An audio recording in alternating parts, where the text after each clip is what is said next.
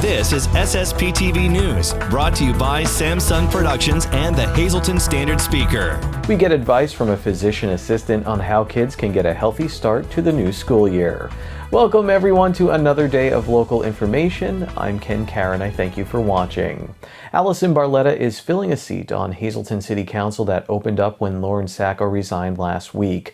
According to a report in the Standard Speaker by Sam Galsky, Barletta was on City Council in 2017 and served for 4 years. She also ran for mayor in 2019 but lost in the primary. She was approved to serve on council by a 4-0 vote.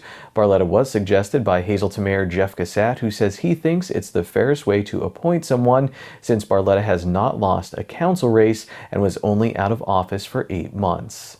The death of a man who was reported missing Sunday in Hazel Township has been ruled accidental. The Luzerne County Coroner's Office says 43-year-old Adrian Hatchie of Basking Ridge, New Jersey, drowned. Hatchie was camping with his family when he went missing. Now here's Lisa Sugart with today's news feature. Well, it's back to school time, and parents and students are getting ready for a new school year, and that means getting back into a routine. And how to safely do that? Well, we went to the pros for advice. I'm pleased to be joined today by Alyssa Mangini, who is a physician assistant with the Lehigh Valley Health Network. Well, thanks for having me, Lisa. And yeah, there's a few things that families can do to prepare for the upcoming school year.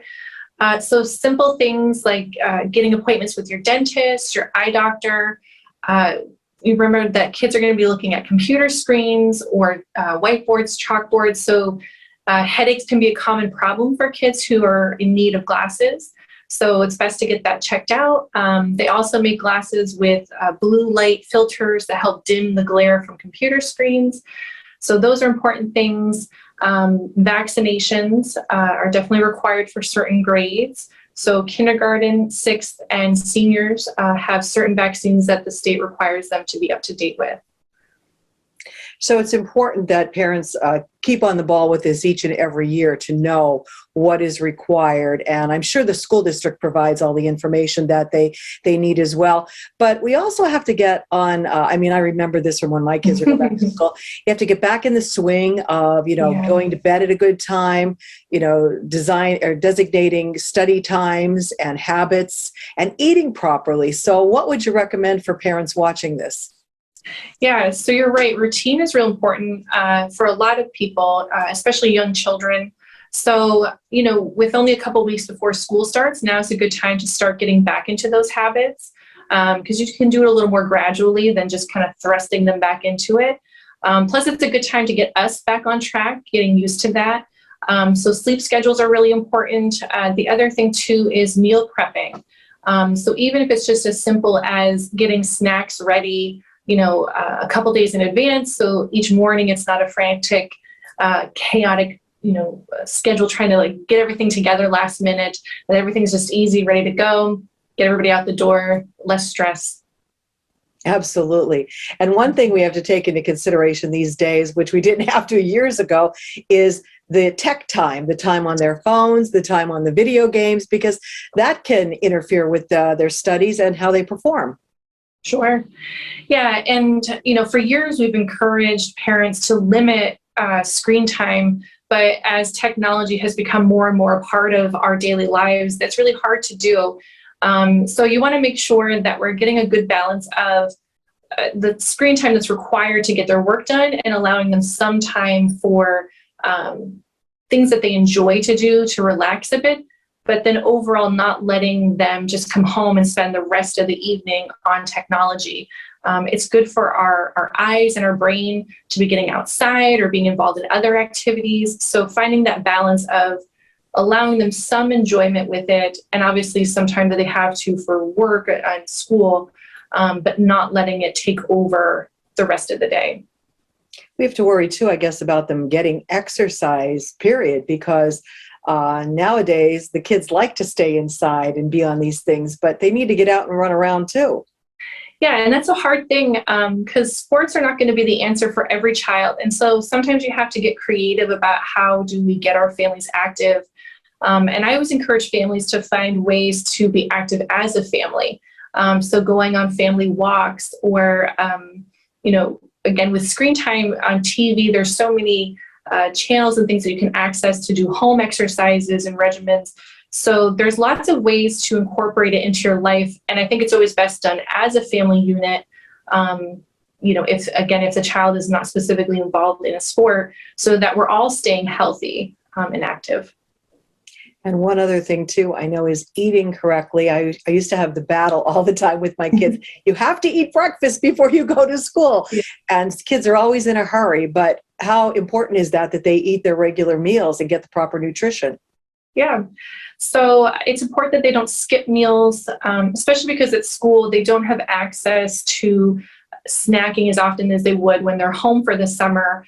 So making sure that they're getting something in the morning, even if it's a breakfast bar or a protein bar. So something small, quick, get their metabolism started for the day, making sure their blood sugar stays level.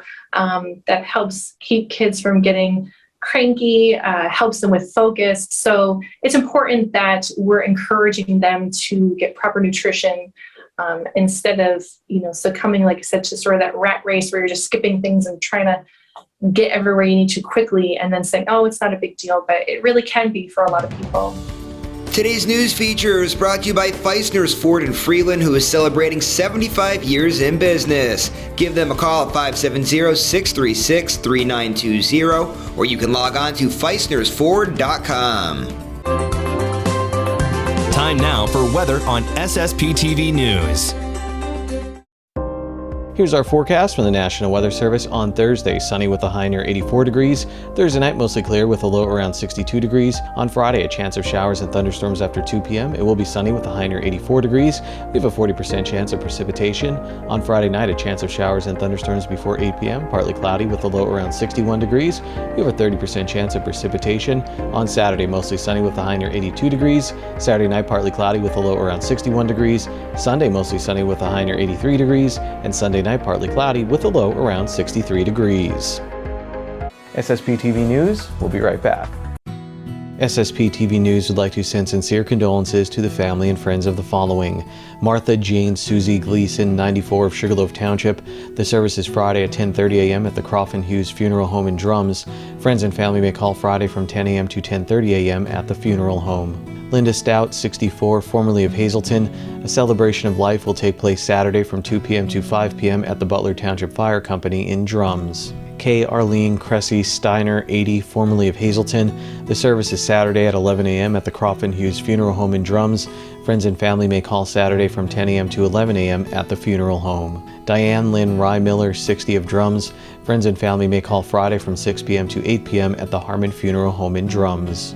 Kenneth J. Miller, 74, of Weatherly. The service is Saturday at 11 a.m. at the Philip J. Jeffries Funeral Home in Weatherly.